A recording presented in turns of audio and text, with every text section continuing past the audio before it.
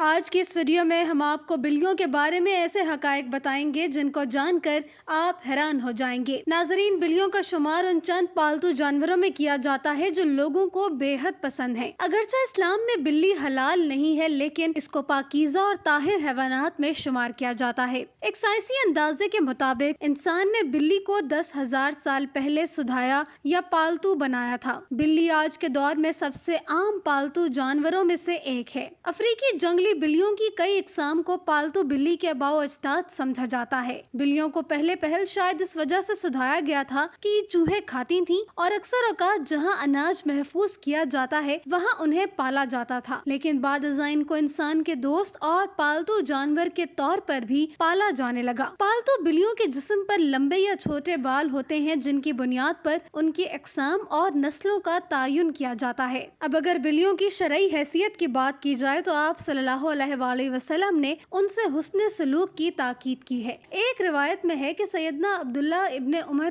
رضی اللہ عنہ سے روایت ہے کہ رسول اللہ صلی اللہ علیہ وآلہ وسلم نے فرمایا، ایک عورت کو بلی کی وجہ سے عذاب ہوا، اس نے بلی کو قید کر کے رکھا یہاں تک کہ وہ مر گئی، پھر اس بلی کی وجہ سے وہ جہنم میں گئی۔ جب اس نے بلی کو قید میں رکھا تو نہ کھانا دیا، نہ پانی، اور نہ ہی اسے آزاد کیا کہ تاکہ وہ خود کیڑے مکوڑے کھا کر گزارا کر لیتی، یعنی کہ اس نے بلی کو تڑپا کر مارا تھا، اس لیے وہ جہنم میں گئی۔ اس کے علاوہ بھی بلیوں کے بارے میں کئی احادیث اور روایات ہیں جن میں سے چند آپ کو بتاتے ہیں۔ ایک روایت سے یہ بات ثابت ہے کہ بلی اگر کھانے میں سے کچھ کھا کر چلی جائے یا پانی پی جائے تو وہ پلید یا نجس نہیں ہو جاتا۔ حدیث مبارک ہے کہ ایک عورت نے حضرت عائشہ رضی اللہ عنہا کو ہریسہ بھیجا تو وہ نماز پڑھ رہی تھی۔ اس عورت نے ہریسہ وہیں رکھ دیا تو بلی آئی اور آ کر اس میں سے کھا گئی۔ عائشہ رضی اللہ تعالی عنہا نے نماز کے بعد اسی جگہ سے ہریسہ کھایا جہاں سے بلی نے کھایا تھا، اور فرمایا، بلا شبہ رسول کریم صلی اللہ علیہ وآلہ وسلم کا فرمان ہے کہ یہ بلی پلید اور نجس نہیں ہے، بلکہ یہ تو تم پر آنے جانے والیاں ہیں۔ حضرت عائشہ رضی اللہ تعالی عنہا بیان کرتی ہیں کہ میں نے رسول کریم صلی اللہ علیہ وآلہ وسلم کو بلی کے بچے ہوئے پانی سے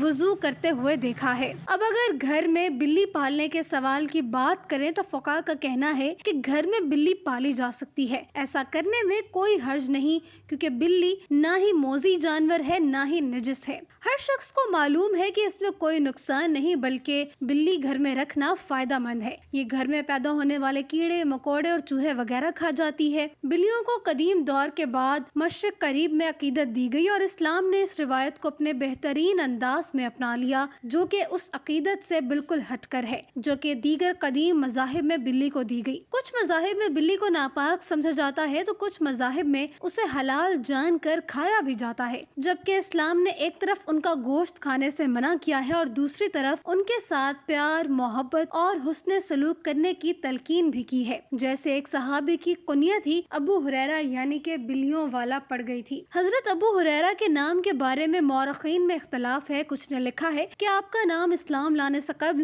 عبد الشمس تھا، اور کچھ کا کہنا ہے کہ اسلام لانے کے بعد عبد الرحمن رکھا گیا۔ کسی نے عمر بن عامر لکھا تو کسی نے عبداللہ بن عامر، لیکن آپ کا اصل نام راجہ قول کے مطابق عبد الرحمن ہے۔ ابو ہریرہ آپ کی کنیت ہے، اور ابو ہریرہ کنیت رکھنے کی وجہ یہ تھی کہ آپ کے پاس ایک بلی تھی جس کو آپ اپنے ساتھ رکھا کرتے تھے، اس لیے آپ کی کنیت ابو ہریرہ پڑ گئی۔ ایک دن ابو ہریرہ رحمۃ اللہ علیہ نے دیکھا کہ گرمی کی شدت سے ایک بلی دیوار کے ساتھ چمٹی ہوئی ہے، تو انہوں نے اسے اٹھا کر گرمی سے بچانے کے لیے اپنی آستین میں چھپا لیا۔ ناظرین، یہ روایت ثابت کرتی ہے کہ گھر میں بلیاں پالی جا سکتی ہیں۔ اگر کسی کو شوق ہے تو وہ ضرور پورا کرے، مگر ان کے کھانے اور پینے کا پورا خیال رکھا جائے اور اسے کوئی تکلیف یا پھر ایذا نہ دی جائے۔ سائنسی اعتبار سے بھی گھر میں بلی پالنے کا ایک بڑا فائدہ ہے، اور وہ یہ کہ بلیوں کو انسانی لمس بے حد پسند ہوتا ہے اور انسان بھی اس سے محظوظ ہوتا ہے۔ ماہرین کے مطابق بلی کے لمس میں اللہ نے ڈپریشن کے مرض کا علاج رکھا ہے، اور اس کے بالوں میں خاص قسم کے بیکٹیریا پائے جاتے ہیں جو انسانی جسم میں ڈپریشن کو کم کرنے میں مدد دیتے ہیں۔ چنانچہ پالتو بلی کو اپنے ساتھ لپٹا کر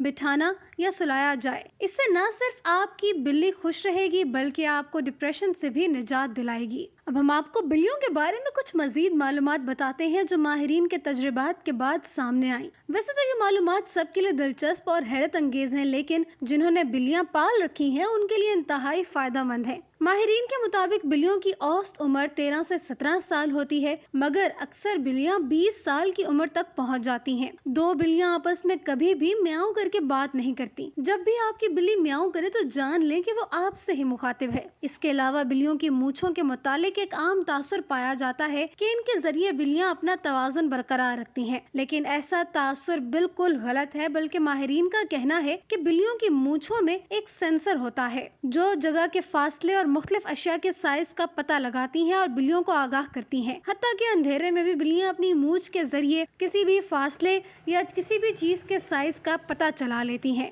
بلی کو کسی بھی صورت ایذا دینا شرعاً جائز نہیں ہے۔ بلی ایک پالتو جانور ہے، جیسا کہ پہلے احادیث مبارکہ میں بیان کر چکے ہیں کہ نبی کریم صلی اللہ علیہ وآلہ وسلم نے اس کے بارے میں فرمایا کہ یہ پلید نہیں ہے، بلکہ یہ تو گھر میں چکر لگانے والوں میں سے ہے۔ تو بلی کی تمام تر قباحتوں کے باوجود رسول اکرم صلی اللہ علیہ وآلہ وسلم نے اس کے ساتھ نرمی کا اظہار فرمایا ہے۔ ہمیں بھی آپ صلی اللہ علیہ وآلہ وسلم کی پیروی میں اس کے ساتھ نرمی کرنی چاہیے، اور اگر کوئی بلی خونخوار اور گھر کا نقصان کرتی ہے تو اسے مارنے کے بجائے پکڑ کر کسی دوسری جگہ منتقل کر دینا چاہیے، یا پھر دور دراز علاقے میں چھوڑ دیا جائے تاکہ وہ اپنا ٹھکانہ بدل لے، لیکن اسے قتل کرنے کی اجازت نہیں دی جا سکتی اور نہ ہی تکلیف دینے کی۔